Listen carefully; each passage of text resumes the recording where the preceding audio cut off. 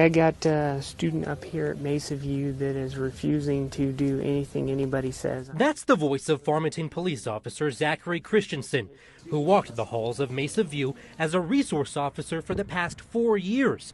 Here, he's talking about a 6th grade student who's in trouble. This morning, she went straight to the cafeteria.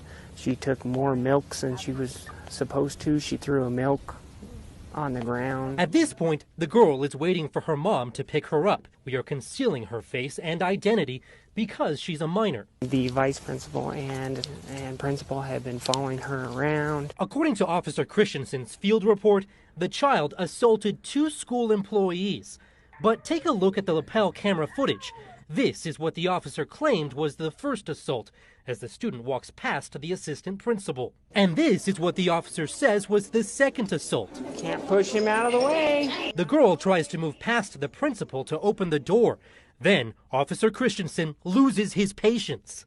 Okay, I've had enough of this. Take your bag off. Take your bag off. You're done. You're done. You're done. You're not going to assault the principal. The officer's lapel camera is knocked to the ground, but a school employee repositions it, capturing what happens next. Put your arms behind your back. Put your arms behind your back. Ow! You're hitting my arm. Get off me. Ow! Yes. My arm.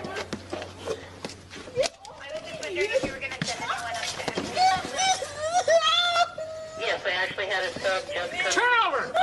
Turn over. Yes. Do not resist. Do not resist. Stop resisting. Get off me. Ow! You're hurting me. All right. Stop resisting. Please stop resisting. Stop resisting. Ow! Just stop, man. Stop resisting. Stop.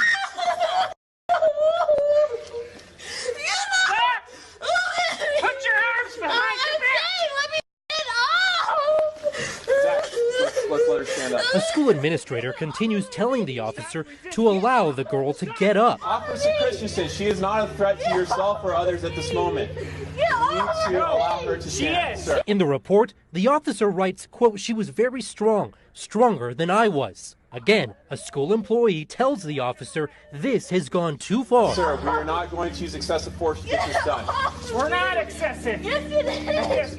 She's an 11-year-old girl, and it's a shock to the system to see that this is a thing that can occur at a school by a certified peace officer. Attorney Mark Kernut is representing the student and her mother. They're now taking legal action against both the city of Farmington and the school. When you have a situation where there's a report that says a felony is committed, another felony is committed, and then you review the factual documentation you have of that through the video, and it doesn't add up, I want to go. You don't get that option. then there must be a level of accountability.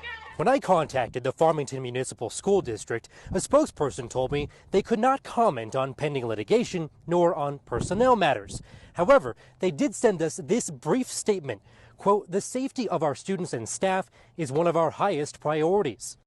Meanwhile, at Farmington Police Headquarters, Chief Stephen Hebby tells us this video immediately triggered an internal investigation into Officer Christensen's conduct. I was angry.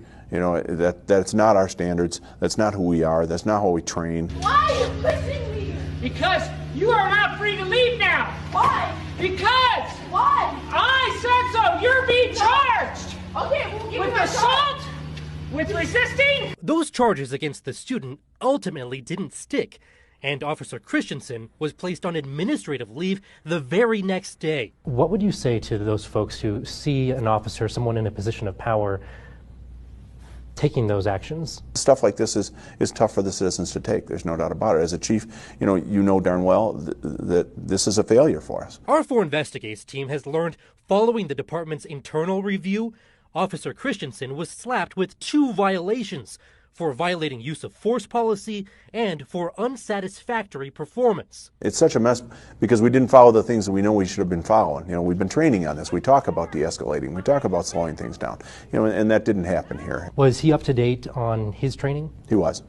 Still, the chief says the department moved quickly to discipline the officer. Unfortunately, we did view the discipline as likely to be very serious, and the officer separated. effective October 1st. So he resigned? He did. Now, I spoke with Officer Christensen on the phone. He did not want to comment. Now, it's important to note that he has not been criminally charged, but this case has been referred to the San Juan County District Attorney's Office to consider possible charges. Nathan O'Neill, 4 Investigates.